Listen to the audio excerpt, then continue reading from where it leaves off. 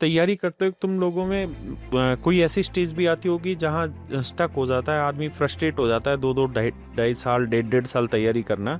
जैसे कि मैं पढ़ाता था तो मुझे आदत थी पूरे क्वेश्चन करने की। तो मॉक टेस्ट से आपको मतलब कोई एक ऐसी स्टेज आई मॉक टेस्ट की जहाँ आपको लगा कि यार स्कोर रुक गया और स्कोर आगे बढ़ ही नहीं रहा? पढ़ते रहो, मॉक ना दो तो बिल्कुल ही वेस्ट है। जो मेरा वीक था, जो मुझसे नहीं बनता, वो सारे टॉपिक ढूंढ के कर लेते हैं। एक बार जैसे आपने शुरू किया और कितना टोटल टाइम लिया पूरे सिलेबस को तैयार करने में? इंग्लिश में कितना टाइम लिया, मैथ्स में कितना टाइम लिया?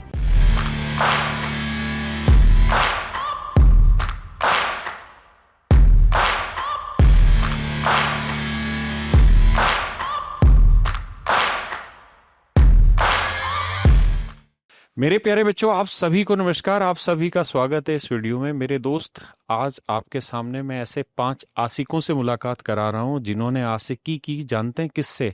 अपनी मेहनत से, आशिकी की अपने जुनून से, आशिकी की अपने पैशन से, अपने माँ बाप के सपनों से, अपने माँ बाप की ईमानदारी से और अपने माँ बाप को प्राउड फील कराने के लिए। तो मेरे प्यारे बच्चों, आइए आज मैं मिलाता हूँ आपको 5 बच्चों से जिन्होंने सिलेक्शन लिया है इस बार एसएससी सीजीएल 2024 के तहत।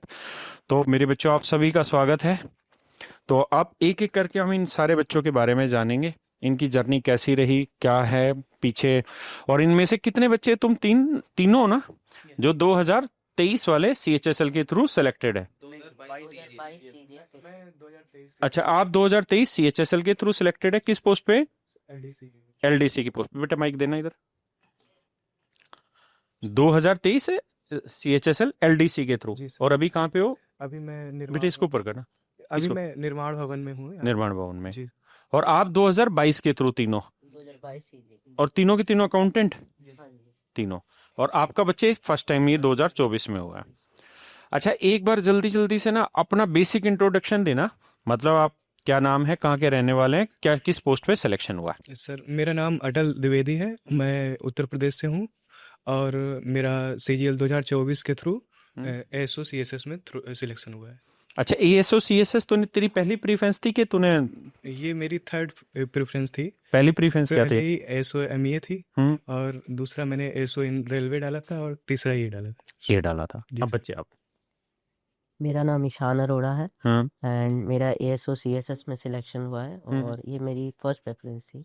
ये तेरी फर्स्ट प्रेफरेंस थी सीएसएस में? जी।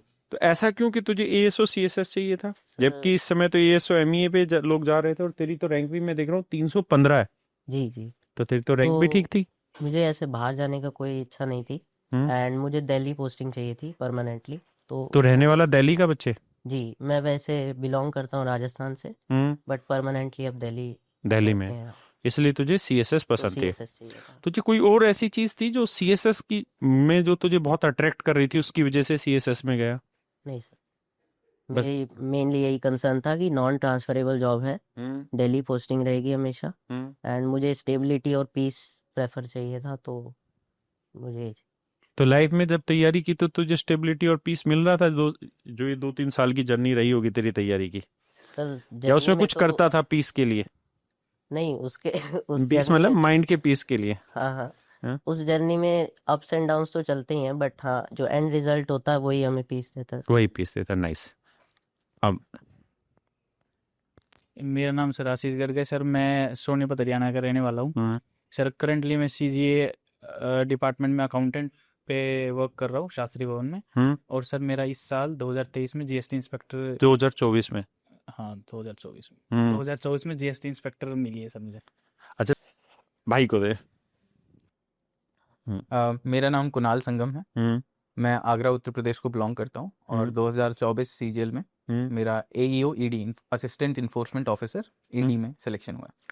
अच्छा, मुझे ये बता कुणाल कि जो असिस्टेंट एनफोर्समेंट ऑफिसर है ईडी में जी, इस पे बहुत सारे लोग जा रहे हैं इस समय, बहुत लोगों की ये फर्स्ट चॉइस धीरे धीरे बनती चली जा रही है जी। तो तूने इसको फर्स्ट प्रेफरेंस भरा था या कुछ सेकंड थर्ड इस तरह से दिया था इसको? ये मेरी सेकंड प्रेफरेंस थी। और फर्स्ट क्या थी? फर्स्ट थी एएसओ एमईए। एमईए जी। तो तूने इसको सेकंड क्यों चूज किया? तूने इधर जीएसटी इंस्पेक्टर या इनकम टैक्स इंस्पेक्टर ये क्यों नहीं चूज किया? सर, एक रीजन ये था कि एक तो ये अभी धीरे धीरे इसमें वैकेंसी आना स्टार्ट हुई है। पिछले साल आई गेस 6 वैकेंसी थी। अच्छा, इससे ईटी में पिछले सिर्फ साल, 6 ही हाँ वैकेंसी आई थी? गेस, मोटा मोटा याद है मेरे को तो। हम्म। और उससे पिछले साल शायद 10 थी।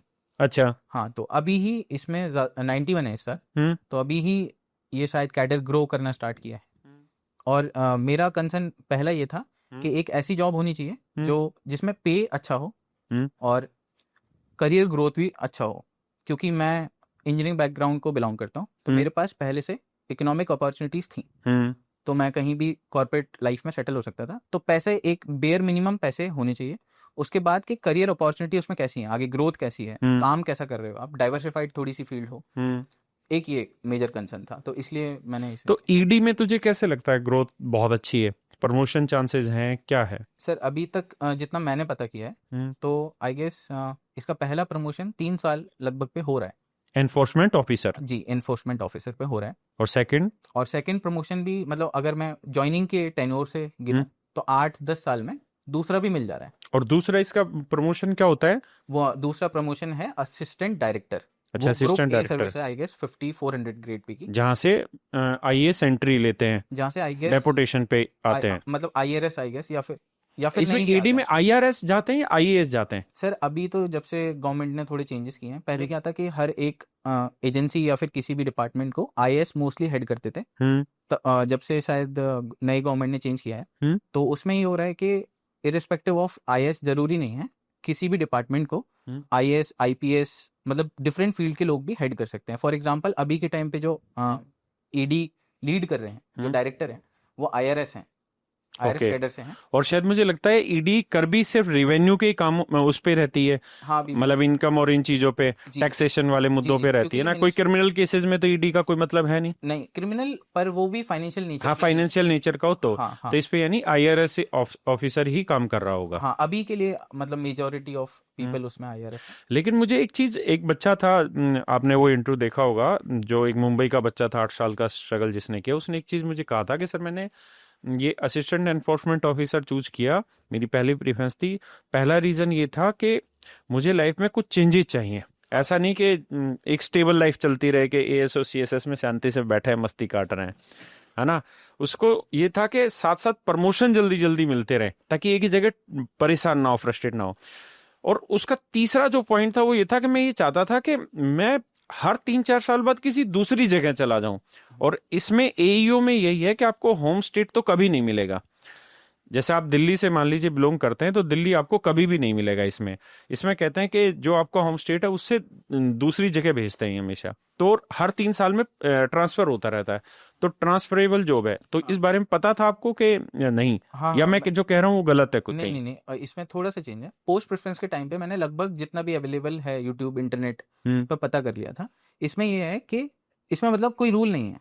अच्छा। हाँ, 3 साल ट्रांसफरेबल है, पर वो 5 एक्सटेंड हो सकता है अगर आप कोई केस में बिजी हो। वो 7 भी हो सकता है, पर आई गेस 7 लिमिट है, 7 के बाद होगा। और ऐसा भी नहीं है कि आप दिल्ली के हो तो कभी दिल्ली नहीं मिलेगा, क्योंकि दिल्ली हेडक्वार्टर्स है, most of the ED staff अभी दिल्ली में ही है। अच्छा, ऐसा तो ऐसा दिल्ली भी आ सकते हो, उसमें कोई दिक्कत नहीं है। हाँ, ये है कि आपको पता नहीं है, जरूरी नहीं है 3 साल, आप 1 साल भी पोस्टेड हो और आपका ट्रांसफर हो सकता है। ओके। हाँ, और ट्रांसफर दूर दूर होता है कि नजदीक ही रहता है? सर ऑल इंडिया पोस्टिंग है इसकी। नॉर्थ ईस्ट भी है, गुवाहाटी है शायद आई गेस वहाँ जोन, और साउथ में भी है, पूरा ऑल इंडिया कवर है। अच्छा, इसके भी जोन बने हुए हैं? हाँ, ईडी के भी जोन बने हो, जैसे इनकम टैक्स के कमिश्नरेट बने हुए हैं, इस तरह से इसके इनकम टैक्स से ऐसे डिफरेंशिएट करेंगे हम इसे कि इनकम टैक्स का ये कि आप एक बार एक जोन में पहुंच गए तो आप उसी जोन में सर्व करोगे। ईडी ऐसा नहीं है। ईडी आप जाओगे, गुवाहाटी जोन भी सर्व करोगे, और गुवाहाटी से फिर हो सकता है आपको साउथ में कोई जोन या मुंबई जोन या दिल्ली जोन भी आ जाओ, ऐसा तो उसमें ऐसा। अच्छा, एक बार इसको माइक देना। आप सोनीपत से हैं और आपने जीएसटी इंस्पेक्टर भरा है, यस सर। है ना, और अपने देसी इलाकों में इनकम टैक्स का बड़ा तगड़ा रुआब है, तो तूने इनकम टैक्स क्यों नहीं डाला पहली प्रेफरेंस? सर मेरे को ऐसे था, पहले तो जैसे होम टाउन के लिए मैंने दिल्ली वाली भरी ASO, क्योंकि मैं अभी 2800 में, तो 4600 के लिए पहला तो ASO तो मैंने इसलिए डाली थी सर। नाइस, ठीक है सर। और फिर मुझे यूँ था कि सर अगर मान लो स्टेट छोड़ना ही है, हाँ, तो फिर इंस्पेक्टर बन के छोड़ेंगे। तो इंस्पेक्टर इनकम टैक्स बन के क्यों ना छोड़ा जाए? नहीं सर, मेरे को जीएसटी की सर थोड़ी प्रोफाइल ज़्यादा ठीक लगती है सर। एक तो उसमें भी फिर यही चांस था कि जीएसटी की इस बार वैकेंसी सर इतनी थी कि उसमें मेरे को नज़दीक मिलने के ज़्यादा चांसेस थे। अच्छा, कौन सी ऐसी प्रोफाइल है जो जीएसटी में आपको लगता है कि बहुत बेटर है और इनकम टैक्स में वो चीज़ अच्छी नहीं है? सर एक तो थोड़ा बहुत यूनिफॉर्म का भी लोगों को रहता है, अच्छा। कि एक तो यूनिफॉर्म रहती है, थोड़ा फील्ड वर्क रहता है, जैसे इनकम टैक्स में बेसिकली डेस्क जो भी रहती है। लेकिन आपको पता है सुपरिटेंडेंट के बाद यूनिफॉर्म हट जाती है जीएसटी में। सुपरिटेंडेंट के बाद हम्म। ये सर मुझे अभी आपसे ही पता चला है सर, अच्छा। यूनिफॉर्म हट जाता है। हालांकि वो यूनिफॉर्म डालते नहीं है, हाँ, डालता कोई नहीं है उसको। हाँ, लेकिन थोड़ा सा यूनिफॉर्म का लोगों को रहता है। हम्म। और सर मैंने मेनली इसलिए डाला था हम्म। कि एक तो इसकी 2000 प्लस वैकेंसी थी, हम्म। और थोड़ा नॉर्थ में मिल जाए या दिल्ली चंडीगढ़ वगैरह कोई जोन मिल जाए हम्म। तो दोनों काम हो जाएंगे, घर के नज़दीक भी हो जाएंगे, 4600 भी हो जाएगा और इंस्पेक्टर की पोस्ट भी हो जाएगी। तो आपने किसी से सलाह ली थी इसके लिए, इनकम टैक्स और ईडी, या इनकम टैक्स था ही नहीं मन में? सर इनकम टैक्स में मुझे ये था कि अगर मैंने भर दिया, क्लियर हो गया, तो मेरे को बाहर जाना पड़ेगा। मतलब मेरा मेन अच्छा। प्रायोरिटी है कि थोड़ा घर के नज़दीक घर रहना के है और नजदीक। 4600 लेना है।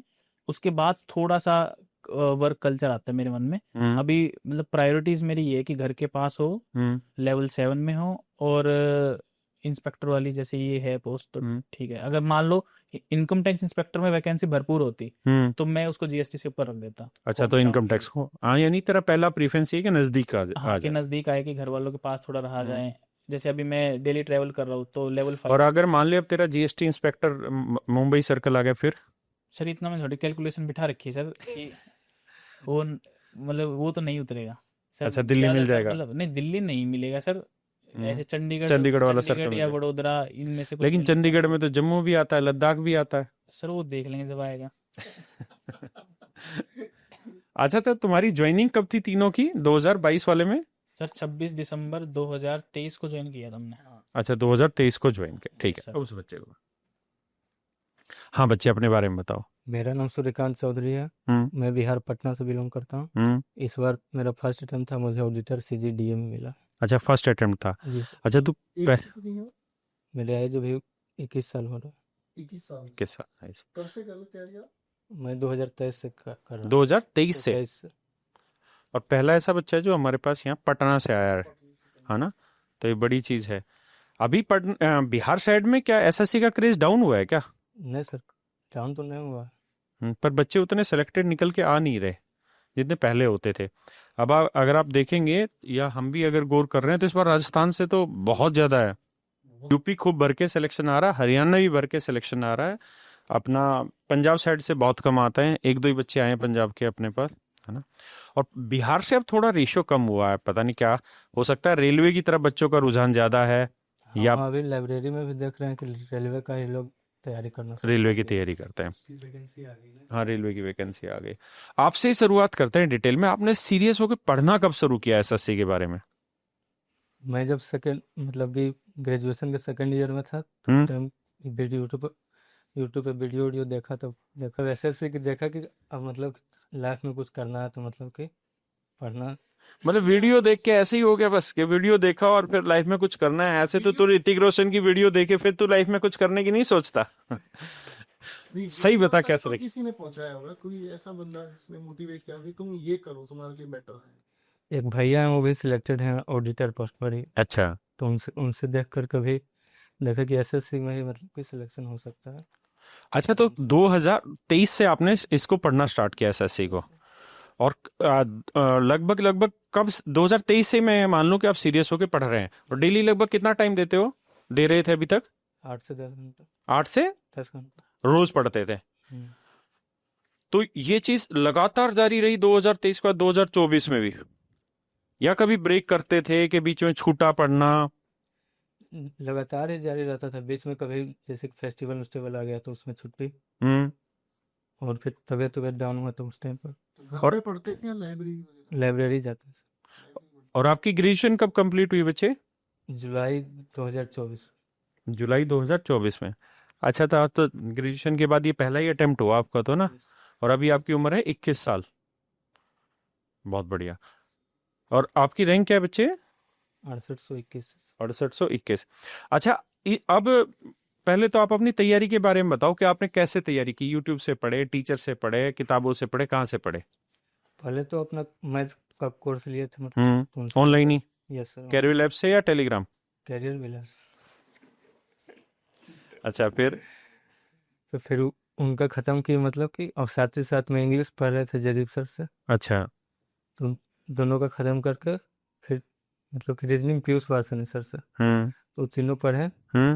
और उसके बाद फिर टेस्ट में लगाना शुरू कर दिया। Mock test? Yes sir.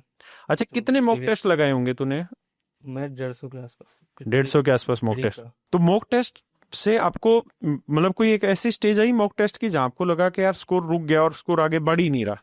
120 से 30 के पास स्कोर रुक गया था मेरे पहले तो। हम्म फिर उसके बाद फिर धीरे धीरे उसके बाद एकाएक मतलब कि टूटा तो डायरेक्ट वो 140 45 50 के आसपास जाने लगा था। तो वो जो टूटा वहां पे, वो ब्रेक इवन वाली सिचुएशन से बाहर निकले, तो इसमें तुझे कौन सा लगता है कि कौन सी चीज तूने ऐसी एक्स्ट्रा ऑर्डिनरी की है, कुछ एक्स्ट्रा चेंज किया अपनी लाइफस्टाइल में या पढ़ने के तरीके में, कि वो स्कोर जो 120 था वो सीधा 140 150 पे पहुंचा? जब मेरा 120 से 30 लगता था तो उस टाइम मेरा ज़्यादा लग जाता था मैथ में, रीजनिंग में। फिर ज़्यादा प्रैक्टिस किए प्रीवियस ईयर पेपर को, उसके बाद फिर दिए तो वो अपने आप ही टूट गया मतलब वो। अच्छा, PYQ करने से वो सब हुआ। अब इसको दे दे भाई को मैं। अच्छा यार, तुम्हारा तो 2022 में तेरा सिलेक्शन हुआ है ना, और 2022 के बाद तूने भारत सरकार में नौकरी भी ज्वाइन कर ली। तो उससे पहले तूने पढ़ना कब स्टार्ट किया था SSC को, और ग्रेजुएशन में सब्जेक्ट क्या था तेरा, स्ट्रीम क्या थी? ग्रेजुएशन मैंने इंजीनियरिंग की हुई है। अच्छा, बीटेक की हुई है। बीटेक किया हुआ है। तो बीटेक के टाइम मेरा मतलब मैं बीटेक का ही पढ़ता था आमतौर पे, पर हमारे यहाँ इलेक्टिव्स होते हैं। तो उसमें हाँ, तो इलेक्टिव्स में क्या है कि ह्यूमैनिटीज वाले सब्जेक्ट पढ़ने पड़ते हैं। अच्छा, हाँ, बीटेक में ह्यूमैनिटीज के सब्जेक्ट होते हैं? हाँ, एक हर सेमेस्टर में एक होता है।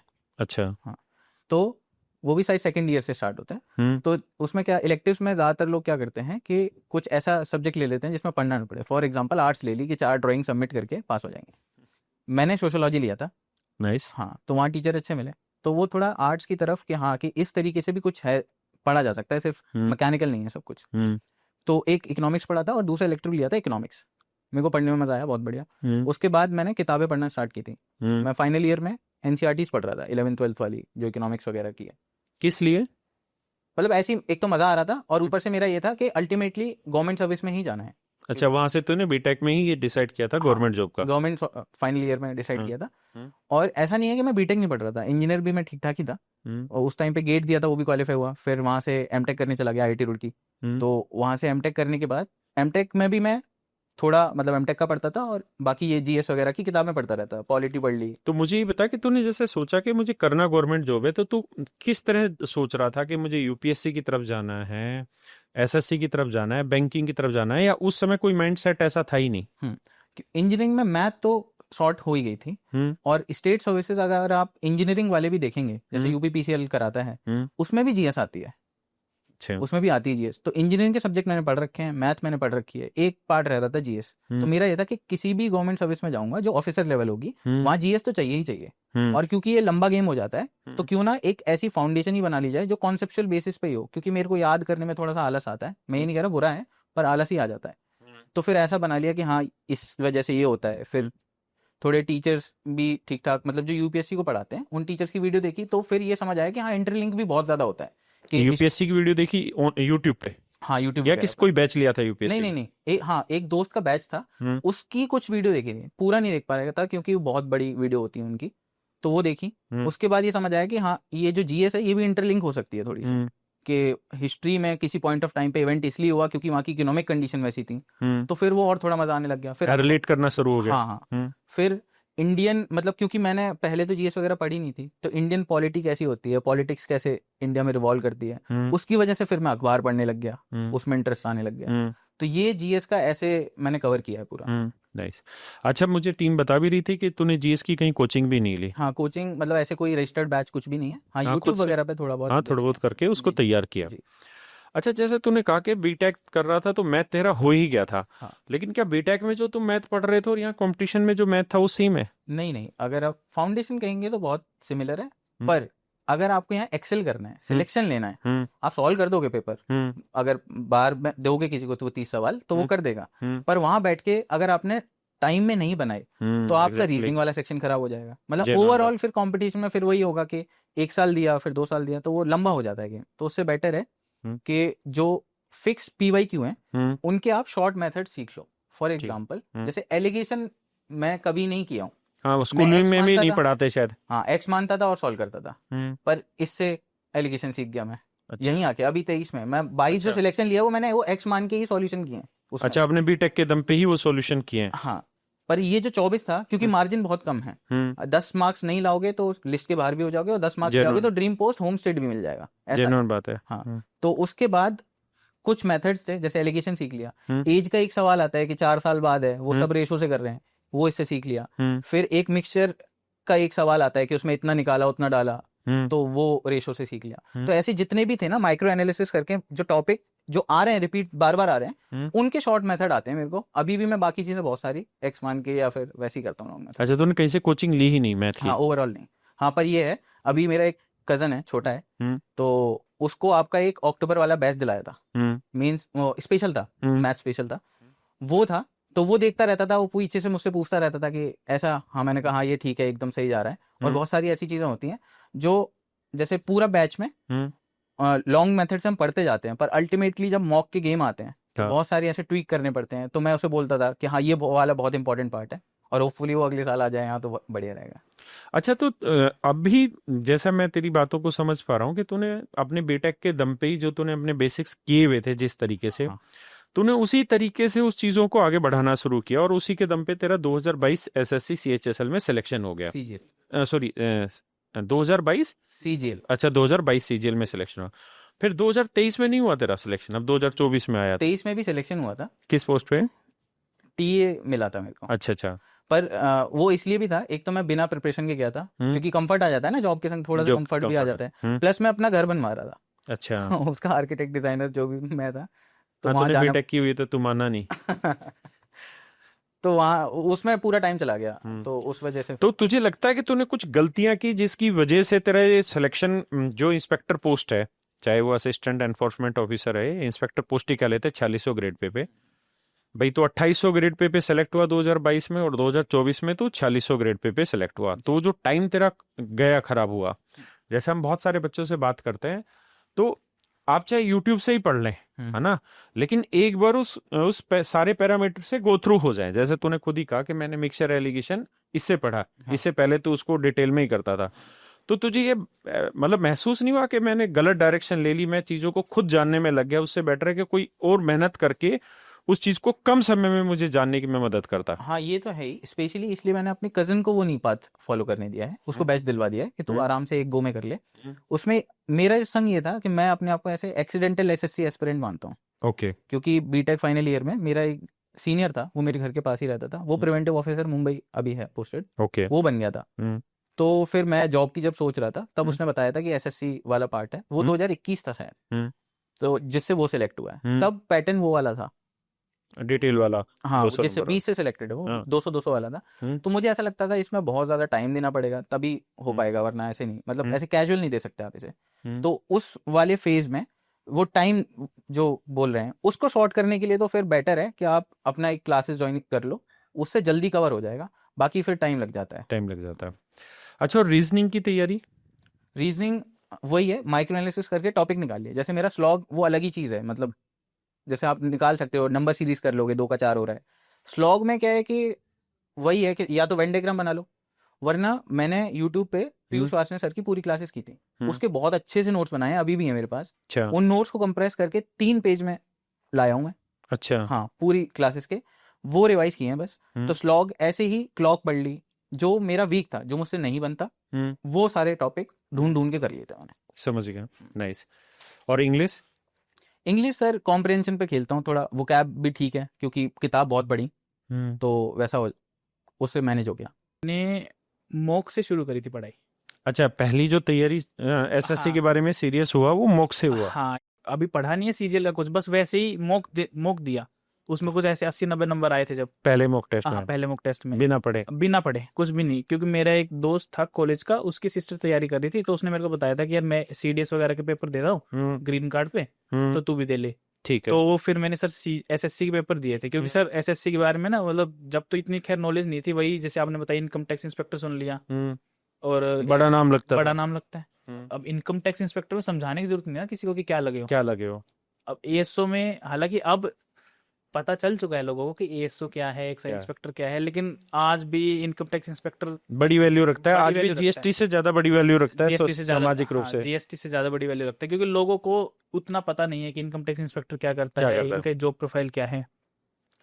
तो सर मॉक देता गया तो उसमें मजा आने लगे। सर मॉक दे रहे हैं, रैंक आ रही है, साथ साथ मैथ भी चल रही है। फिर ऐसे ही रैंडम यूट्यूब पे 2-4 उसके टॉपिक देख लिए, किसके? कैलेंडर वगैरह के, रीजनिंग रीजनिंग है।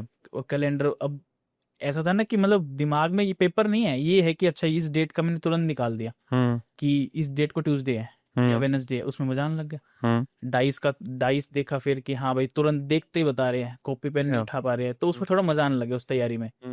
तो फिर सर 6 सेमेस्टर में जब कॉलेज खुला तो कॉलेज में रेगुलर आना जाना हुआ, वहाँ थोड़ी तैयारी में ब्रेक हुआ। लेकिन सर फिर फेब में मैंने 2023 में सर पेपर दिया था, नहीं 22 में एफकेट का। एफकेट तो बहुत नॉर्मल रहता है, मतलब ये मान लो सीजीएल 1 घंटे में, तो उसको बस 2 घंटे में करना है, तो वो तो वैसे इजी पड़ता है। तो सर वो एफकेट क्लियर हो गया था, तो वैसे कॉन्फिडेंस आया कि हाँ भाई कॉम्पिटिटिव एग्जाम क्लियर कर लिया। हालांकि मुझे जाना नहीं था डिफेंस वाली साइड, मैंने वैसे दिया था क्योंकि हमारे कॉलेज में, हमारी क्लास में लगभग काफी बच्चे तैयारी कर रहे थे उस चीज की। अच्छा।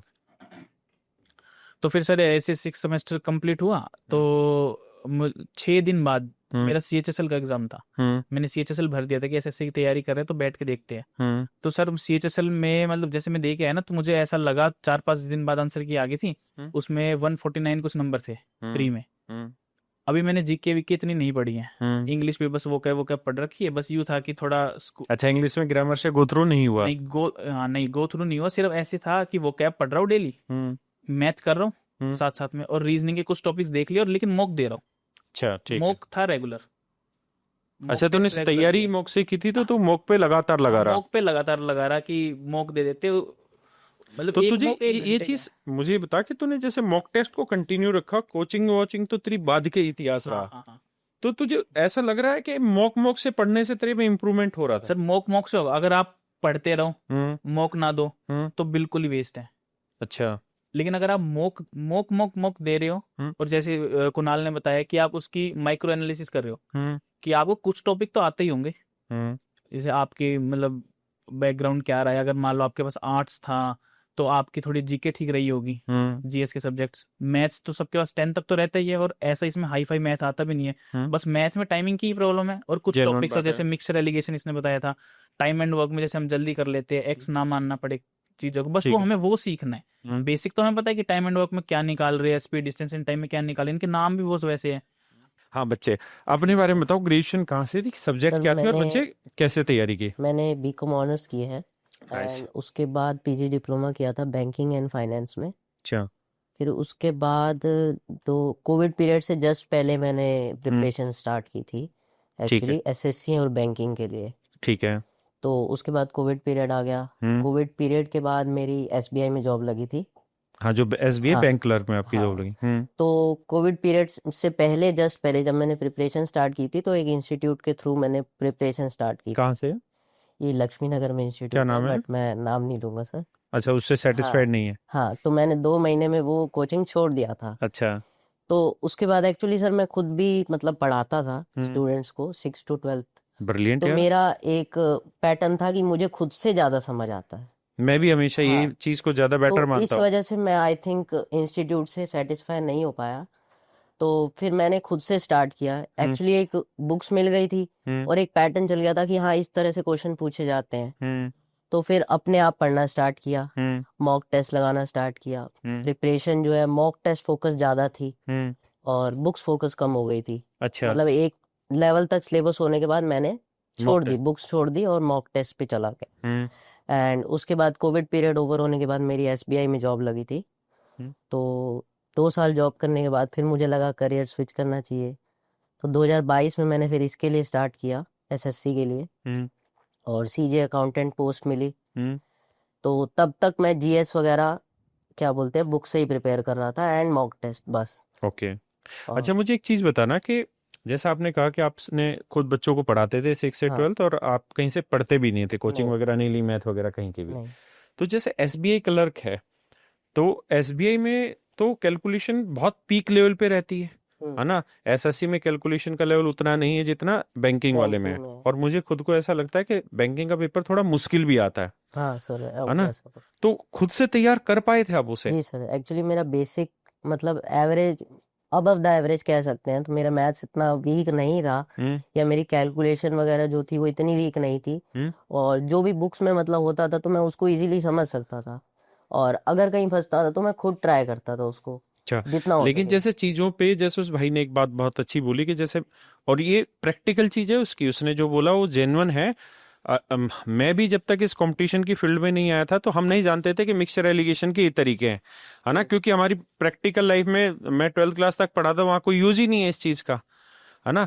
तो आप कैसे जान पा रहे थे कि मिक्सचर एलिगेशन इस सर तरीके वही से मैं करते हैं? बताता हूँ, जैसे एसएससी में क्या है, शॉर्टकट ट्रिक्स बहुत चलती हैं, लेकिन जैसे कि मैं पढ़ाता था तो मुझे आदत थी पूरे पूरे क्वेश्चन करने की, तो मैं वही ट्रिक्स से करता था, मतलब पूरे पूरे क्वेश्चन से ही क्वेश्चन सॉल्व करता था। अच्छा, बेसिक कभी छोड़ा नहीं तो मैंने। सिर्फ उसी मेथड के दम पे हाँ एसएससी अभी तक सीएचएसएल में मैं सिलेक्शन हुआ? हाँ अभी तक मैं सीजीएल में सिलेक्टेड हूँ, तो मैं बेसिक से ही चल रहा हूँ। मैं ज़्यादा 315 रैंक है यार तेरी, और तू जी बेसिक से कर शॉर्टकट, रहा है। हाँ शॉर्टकट नहीं फॉलो कर रहा, जो एक्स लेके शुरू से क्वेश्चन करते आए हैं हम। तो तू कितनी देर में कर देता है प्री में 25 सवाल भाई? सर हो जाते हैं, मतलब इस बार का जो पेपर था प्री में 50 मिनट में हो गया था पूरा मेरा। अच्छा, अब इस पे आते हैं। हाँ बच्चे, अपनी जर्नी के बारे में बता। ग्रेजुएशन कहाँ से की, फिर कब सोचा एसएससी? सर मैंने ग्रेजुएशन किया है एनडीएवी कॉलेज कानपुर से। अच्छा, और मैं स्ट्रीम क्या था? स्ट्रीम मेरा मैथमेटिक्स ही था। अच्छा, और ब्रिलियंट। हाँ, और मैथ मेरा शुरुआत से ही अच्छा रहा, तो एकेडमिक्स भी अच्छा रहा उसका। ओके। सर फिर मैं वहाँ ग्रेजुएशन कर रहा था, उसके बाद मैंने आसपास अपने देखा कि लोग क्या कर रहे हैं ना, तो एक मेरा फ्रेंड था, वो एसएससी कर रहा था, लेकिन उस समय बहुत माहौल ख़राब था कि 2-2 साल ज्वाइनिंग नहीं मिल रही। तो बिल्कुल। मैंने सोचा कुछ भी करना है कि ये नहीं करना है, एसएससी नहीं करना है। तो मैं ग्रेजुएशन के बाद स्टेट एग्ज़ाम देने लगा, यूपी लेखपाल और ये सब करने लगा। तो मैं लेखपाल कर रहा था ना, तब मैं सबसे पहले करियर विल का मेरे को पता चला। हाँ, मैंने जीएस के लिए सर जियोग्राफी विवेक सर से की थी मैंने। हाँ भाई, फिर मैं लेखपाल करने लगा तो कहा अभी कि कुछ नहीं कर रहा हूँ, ग्रेजुएशन हो गया तो बीएड कर लेता हूँ। तो मैंने बीएड किया, तो वहाँ पे मेरा एक फ्रेंड है, सुंदरम नाम है उसका।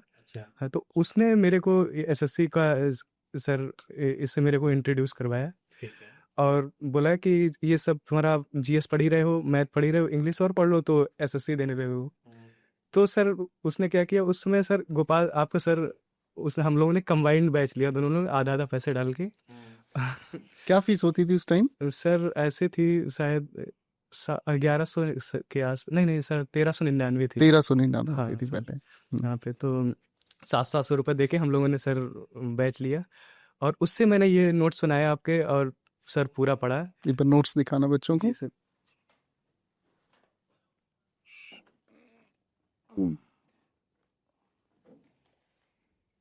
तो मैंने सर आपका पूरा सिस्टमेटिक तरीके से क्लास वाइज किया कि अच्छे से पूरा नोट्स बना के। उसमें एक और था, फिर भी मैं श्योर नहीं था कि मैं एसएससी करूँगा, तो मैं ये सोच रहा था कि चलो कुछ नहीं, इंग्लिश अच्छी हो जाएगी और काम आ जाएगा कहीं ना कहीं, तो इंग्लिश तो आजकल सब जगह यूज होती है ना। तो फिर मैंने किया सर, उस समय 2022 में सीजीएल की बहुत सारी वैकेंसी आई थी, तो कहा चलो इसका भी फॉर्म डाल देते जब सब तैयारी कर रहे हैं। तो वो मेरा सीरियस अटेम्प्ट नहीं था, लेकिन मैंने डाल दिया था। तो उसमें प्री में मेरे सर 112-14 नंबर थे, लेकिन फिर भी हो गया था मेरा। और फिर मैंने मेंस दिया, लेकिन उसमें हुआ नहीं। फिर मैं वहाँ से सर सीरियस करने लगा। मैंने इंग्लिश तो अच्छे से पढ़ी ली थी सर से। वो 2022 में मैंने मेंस का आपका कंबाइंड बैच भी लिया था, तो उसमें आप तभी मैं सभी सर से इंट्रोड्यूस हुआ मेरे के कौन कौन सर हैं। अच्छा अच्छा। हाँ, तो उसमें मैंने जिस टॉपिक वाइज देखा कि इससे भी कर लो, यहाँ भी कर लो, उधर भी कर लो, तो मैंने वहाँ से सिलेबस कंप्लीट किया। उसके बाद फिर मैं अच्छे से मार्क देने लगा, और फिर मैंने 23 वाला सीएचएसएल और सीजीएल दोनों दिया। तो सीएचएसएल में मेरा हो गया, और सीजीएल में नहीं हुआ 23 वाले में। फिर 24 वाला मैंने सीजीएल और सीएचएसएल दिया। सीएचएसएल में मैंने ऑप्शन फॉर्म नहीं भरा था, तो क्योंकि मैं सीएचएसएल के थ्रू ऑलरेडी सिलेक्टेड था, और सीजीएल में इसमें एसओसीएसएस हो गया सर। तो सर आपकी ही वजह से सर मैं इंट्रोड्यूस हुआ है थैंक यू बेटा। एसएससी के लिए। तो टोटल कितना टाइम लगा इस जर्नी में, कि एक बार जैसे आपने शुरू किया, और कितना टोटल टाइम लिया पूरे सिलेबस को तैयार करने में? इंग्लिश में कितना टाइम लिया, मैथ्स में कितना टाइम लिया? मैं थोड़ा, मेरा सर ट्रायल एंड एरर वाला रहा, कि मैं चलो इंग्लिश पढ़ लेता हूँ, फिर कहा चलो ये भी कर लेता हूँ, लेकिन मेरे को 1.5 साल के आसपास लगा पूरा अच्छा से सीरियस टाइम। तो इस 1.5 साल में कभी कभी मन नहीं किया कि छोड़ देते हैं पढ़ना?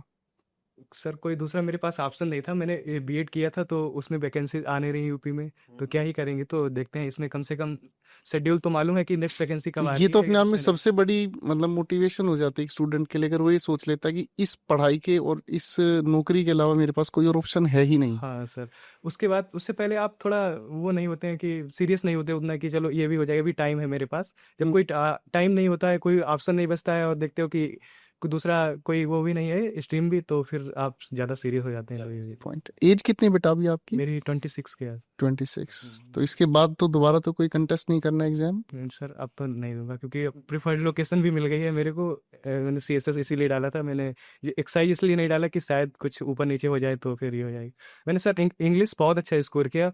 मैंने जिसमें मेरा CHSL 2023 में 120 में 117 थे, और इस वाले CHSL 2024 में 120 में 120 थे। बहुत बढ़िया। और इसमें 127 है आउट ऑफ 135 सर। तो सर आपकी वजह से ही है, क्योंकि वो ज़्यादा होता है ना, उसका पोर्शन इंग्लिश का ज़्यादा पोर्शन होता है, तो इसलिए होता है। फिर अदर सब्जेक्ट तो मैंने सर कैरियर से तो जब आप तैयारी करते थे तो सबसे ज्यादा इंग्लिश में कौन सा एरिया था जो आपको ज्यादा डिस्टर्ब करता था? ग्रामर तो सर एक बार में हो जाती, क्योंकि हम लोग अपने एकेडमिक्स में भी ग्रामर पढ़ के आते हैं शुरुआत में। तो अगर क्योंकि वो पूरा नहीं होता कम्प्रिहेंसिवली, तो एक बार अगर बैच से कर लो तो वे एक बार में ऐसे नोट्स बना लो और रिवाइज करो तो हो जाता है।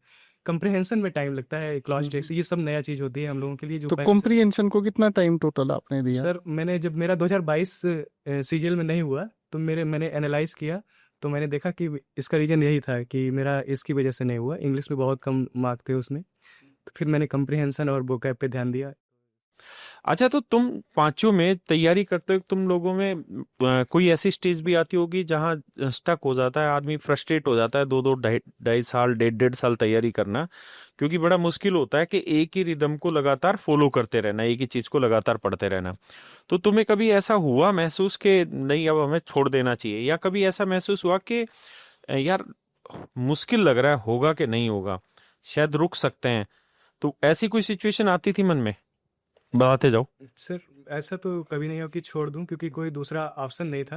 लेकिन बहुत ज़्यादा प्रेशर आ जाता है और अदर सिचुएशन आ जाती है ना, तो उसकी वजह से ये कर सकते हैं कि देखते हैं कि उसमें थोड़ा सर जब ज़्यादा देर उसमें लगे रहो तो एडिक्शन टाइप भी हो जाता है कि मॉक टेस्ट लगाएंगे तो अच्छा स्कोर होगा तो अच्छा फील होता है। तो वो ज़्यादा हम लोगों को हेल्प करता है गो थ्रू करने में कि कंपेयर टू अदर सर। तो ये और अभी तेरे मैथ में कितने नंबर है? मैथ में मेरे 83 थे इस बार। नहीं, आपके बच्चे? 86 सर। आपके? 77, आपके बच्चे? 86, आप 78। 78। और रीजनिंग में? रीजनिंग में सर मेरे इस बार अभी 2 क्वेश्चन चेंज हो गए तो 79 थे वैसे। आपके बच्चे? 86। आपके? सर मेरे 2 क्वेश्चन 83 आप 83 86। अच्छा 86।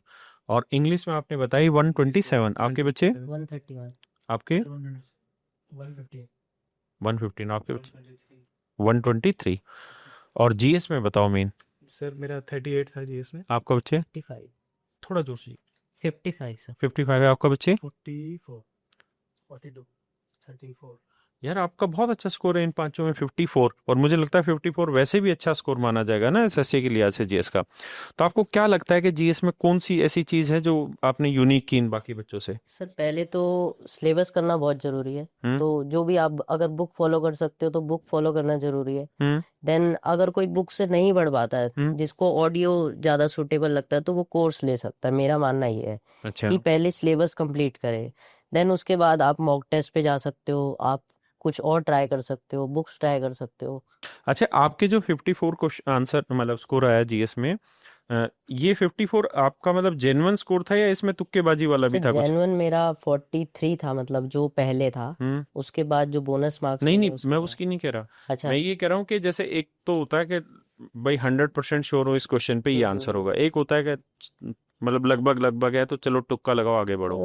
सर ऐसे एग्जैक्टली तो नहीं कह सकता। जैसे 25 क्वेश्चन होते हैं हमारे, तो इस बार का जीके जो टफ भी था, जो आउट ऑफ थोड़ा सा पूछा गया था, तो 12, 13 या 15 के अराउंड तो मतलब थे जो मेरे को था कि हाँ ये टॉपिक मैंने पढ़ा है और मैं कर सकता हूँ। और करंट से कुछ थे सवाल जो कर रहे थे? करंट से सर कुछ थीम्स वगैरह थी, आई थिंक वो 2047 सबमिट वगैरह की, और कुछ 4-5 क्वेश्चन ऐसे थे जो 50-50 था कि हाँ ये हो सकता है। अच्छा। और बाकी 4-5 थोड़े से ठीक। लगाने। आप में से कोई भी कुछ कहना चाह रहा हो बच्चों को? अब लास्ट है, करते हैं इसको, है कुछ भी कहना चाहते हो? जैसे आपने बोला कि लंबा टाइम हो जाता है हम्म। तो कोई स्टैग्नेट हो जाता है, रुक जाता है कहीं, तो उसमें सबसे ज्यादा जो रोल है ना वो पीयर ग्रुप का है। किस चीज का? पीयर ग्रुप का। अच्छा जैसे जो 22 में मैंने तैयारी अकेले की है एकदम ही। अच्छा, ये पीयर ग्रुप का मतलब क्या हुआ? पीयर ग्रुप मतलब आपके संगी साथी, अच्छा। आप आसपास कैसे लोग हैं आपके। तो जो 22 में सिलेक्शन हुआ था मेरा, वो मैंने प्रिपरेशन अकेले ही की थी, अच्छा। बिल्कुल ही अकेले। तब मैं सोचता ही नहीं था कि क्या 340 भी लाए जा सकते हैं, है ना, नंबर का बहुत फर्क पड़ता है। ये मिल गए मुझे ज्वाइनिंग के बाद। अब हर वीकेंड मॉक देते हैं और मेंस के पास आके या प्री के पास आके रोज ही मॉक देते हैं। तो मैं सुनता था, ग्रुप बना लिया था, उसमें नंबर डालते थे, तो वो बोलता है कि मेरे 340 हैं, ये 335, और मैं तब चल रहा था 290 पे। अच्छा। तो वो बहुत इफेक्ट पड़ता है, क्योंकि 290 आप सोच रहे थे कहीं 310 320 की, और ये 340 बोल दे रहे हैं अभी, जबकि मेंस में 1 महीना है या फिर प्री में 1 महीना है। तो उससे बहुत फर्क पड़ता है, क्योंकि आप फिर ये देखने लग जाते हो कि मैं 30 नंबर ढूंढूंगा, आपको वैसे नहीं मिलते वो। जैसे कि मैं यहाँ 5 बढ़ा सकता हूँ इंग्लिश में, या मेरा एक भी मैथ में गलत नहीं हो सकता, मैं अफोर्ड ही नहीं कर सकता, मेरे को जीके में भी काम करना पड़ेगा।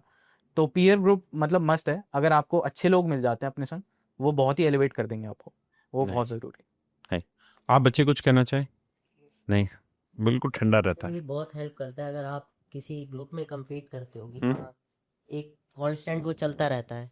हेल्दी कंपटीशन तैयार होता है फिर। कंपटीशन एक चलता रहता है हर वीक कि हाँ हमें इतने मार्क्स लाने हैं, यहाँ हम कम पढ़ रहे हैं, आप साथ वाले की हेल्प ले सकते हो कि जैसे उस कैसे बच्चे score ने कहा किया। वो वर्ड के मेरे 290 और ये 340 पे सर। थे, तो बस मैं फिर उस चीज में था कि मैं तो कहाँ हम कहाँ बढ़ा हाँ सकता हूँ। वो भी डिस्कस करते थे कि हाँ हमसे क्या गलती हुई, किस टॉपिक में हमें काम करना है, तो हम सब वो करते थे। हाँ, हर एक कोने को सर्च आउट हाँ करें। तो ये आप हेल्प बच्चे कुछ कहना चाहें? सर ये जैसे बोला कि ग्रुप कैसा है, ये भी डिपेंड करता है। डिपेंड करता है, सर बिल्कुल। मैं जब सिलेक्टेड नहीं था तब मेरा कभी टारगेट ही नहीं था कि 340 में ला सकता हूँ। हाँ।